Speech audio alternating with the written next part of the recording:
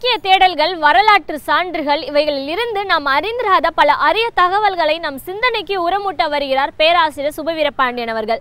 நம் விடியலேவா நிகழ்ச்சியின் அடுத்த பகுதியாக வரவிருப்பது ஒன்றே சொல் நன்றே சொல்.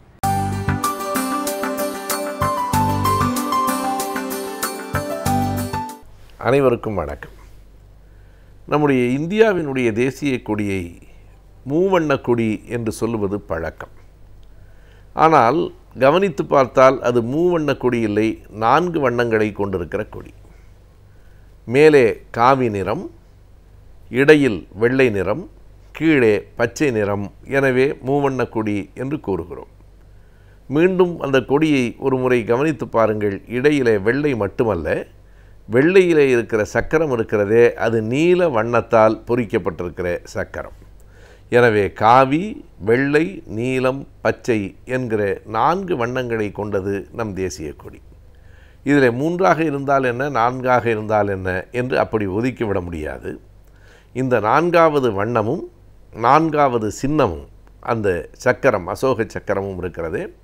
அவை இரண்டும் தேசிய கொடிக்குள் வந்ததற்கு அண்ணல் அம்பேத்கர் அவர்கள்தான் காரணம். டிசம்பர் 6ஆம் தேதி அண்ணல் அம்பேத்கர் அவர்களினுடைய நினைவு நாள். அவருடைய நினைவுகளை போற்றுகிற வேளையில் அவருடைய சாதனைகளை நாம் சிலவற்றை எண்ணி பார்க்கலாம். அவற்றுள் ஒன்றுதான் இந்த அசோக சக்கரத்தை இந்திய தேசிய கொடியில் பொருத்தியது. முதலில் அது அப்படி இல்லை. அங்கே அந்த இடத்தில் ராட்டை சின்னம்தான் அமைப்பதாக இருந்தது. அதுதான் காந்தியார் அவர்களுக்கு விருப்பமான ஒரு சின்னம். அன்றைக்கு 4 பேர், ஒருவரினுடைய தலைமையிலே 3 கொண்ட குழு, மொத்தம் 4 பேர் கொண்ட குழு அந்த தேசிய கொடியினுடைய வண்ணத்தையும் வடிவத்தையும் இறுதி செய்வார்கள் என்று முடிவு செய்யப்பட்டு குடியரசுத் தலைவராக தேர்ந்தெடுக்கப்பட்ட ராஜேந்திர பிரசாத் அவர்களினுடைய தலைமையிலே 3 உறுப்பினர்களாக நியமிக்கப்பட்டார்கள். அந்த 3 உறுப்பினர்களில் முதல் உறுப்பினர் டாக்டர் அம்பேத்கர் அவர்கள்தான். அப்போது காந்தியார் அவர்களினுடைய விருப்பம் ராட்டை சின்னம் அந்த இடத்தில் மையத்தில் இடம்பெற வேண்டும், அந்த வெள்ளை வண்ணத்திலேயே, வெள்ளையாகவே என்று இருந்தது. அதனை ராஜேந்திர பிரசாத் அவர்களும் காந்தியார் விரும்புகிறார் என்றதற்கு பிறகு மறு பேச்சே இல்லாமல் ஏற்றுக்கொண்டார். மற்ற உறுப்பினர்களும் ஏற்றார்கள். ஆனால் அம்பேத்கர் அதனை ஏற்கவில்லை. அதற்கு அம்பேத்கர் 2 காரணங்களை சொன்னார். அந்த காரணங்கள் அவருடைய தொலைநோக்கு பார்வைக்கான ஓர் அடையாளம். அம்பேத்கர் சொன்னார், ராட்டை என்பது இன்னும் பல ஆண்டுகளுக்கு பிறகும் நிலைத்து நிற்கக்கூடிய ஒரு கருவியாக இருக்க வாய்ப்பு இல்லை என்று சொன்னார். 2வது, இங்கே புத்தருக்கு ஓர் இடம் வேண்டும் இந்த கொடியில் என்பதை குறிப்பிட்டார். இந்த 2 காரணங்களையும் அவர் சொன்னபோது, முதலில் ராட்டை ஏன் நீண்ட காலத்திற்கு நிலைத்து நிற்காது என்கிறீர்கள் என்கிற கேள்வி எழுந்தது. எண்ணி பார்த்தால் அது உண்மைதான்.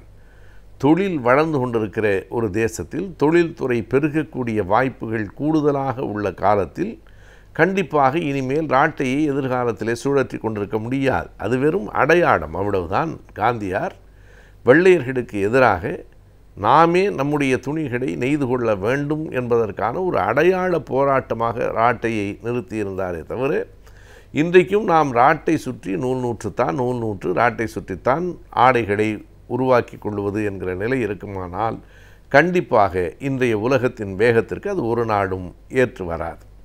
எனவே அதனை அன்றைக்கே தொலைநோக்கு பார்வையோடு கண்டறிந்து அம்பேத்கர் சொன்னார், எனவே ராட்டை என்பது என்றைக்கும் நின்று நிலைக்கக்கூடிய ஒரு சின்னமாக இருக்காது. 2வது, புத்தன் இந்த மண்ணில் பிறந்தவன். புத்தரினுடைய அந்த தம்ம சக்கரம் என்பதுதான் தேசிய கொடியில் இருக்க வேண்டும் என்று சொன்னார். அந்த அசோக சக்கரம் என்பது சாரநாத் என்கிற இடத்தில் பேரரசர் அசோகரால் நிறுவப்பட்ட தூணில் இருக்கிற ஒரு சின்னம். அந்த 4 சிங்கங்களும் இந்த சக்கரவுமாக அசோகர் அங்கே அதனை நிறுவியதற்கு என்ன காரணம் என்றால், அப்போதெல்லாம் இந்த மன்னர்கள் திக்கு விஜயம் செய்வது, ரதங்களிலே எந்த திசைக்கு வேண்டுமானாலும் செல்வது, நாடுகளையெல்லாம் வெல்வது என்கிற ஒரு போக்கு இருந்தது. சக்கரங்கள் உருளலாம், தேர் சக்கரங்கள் இனியும் உருளலாம், ஆனால் அந்த தேர் தம்மமாக இருக்க வேண்டும். அந்த சக்கரமே இந்த சக்கரம் என்பது புத்தரினுடைய பார்வை. அது என்ன தம்மம்? இந்த தர்மம் என்று நாம் சொல்லுகிறோமே, பெரும்பான்மையாக இங்கு தர்மம் என்கிற சொல் எதற்கு பயன்படுகிறது? தர்மமே வெல்லும் என்று சொல்லுகிற போதெல்லாம் நாம் நீதி, நியாயம், அறம் வெல்லும் என்கிற பொருளில் தான் எடுத்துக்கொள்ளுகிறோம்.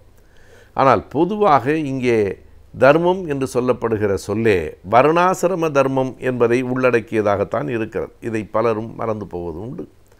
வர்ணாசிரம தர்மம் என்பதைத்தான் சுருக்கமாக தர்மம் என்று சொல்லுகிறோம். வர்ணாசிரம தர்மம் என்பது வருணத்தின் அடிப்படையில் இன்னின்னார் இந்த ஜாதியில் பிறந்தவர்கள், இந்தந்த வருணத்தில் பிறந்தவர்கள் இந்த தொழிலை செய்ய வேண்டும், அவர்களுக்கான சமூக அடுக்கில் அவர்களின் இடம் இது என்று வரையறுத்து சொல்லுவது தான் வர்ணாசிரம தர்மம்.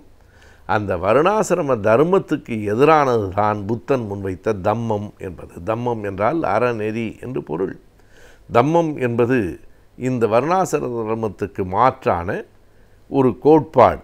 எப்படி மாற்று என்றால், இங்கே மனிதர்கள் அடுக்குகளாக பிரிக்கப்பட்டிருக்கிற வேளையில் அங்கே மனிதர்கள் சமமாக ஆக்கப்பட்டிருக்கிறார்கள், ஆக்கப்பட வேண்டும் என்பதுதான் புத்த தம்மம். அந்த தம்மம் என்கிற அந்த தேர் ஓடுகிற அதனுடைய சக்கரமாக இந்த அசோக சக்கரம் இருக்க வேண்டும் என்று அம்பேத்கர் தான், அதுவும் அந்த நீல வண்ணத்தை, நான் அதைத்தான் முதலிலேயே குறிப்பிட்டேன், அது மூவண்ண கொடி அல்ல, 4 வண்ண கொடி. ஏன் நீல வண்ணம் என்றால், நாம் அறிவோம், தாழ்த்தப்பட்ட மக்களினுடைய உரிமைக்காக உயர்ந்து பறக்கும் கொடிகளெல்லாம் நீல வண்ண கொடிகளாக இருக்கின்றன.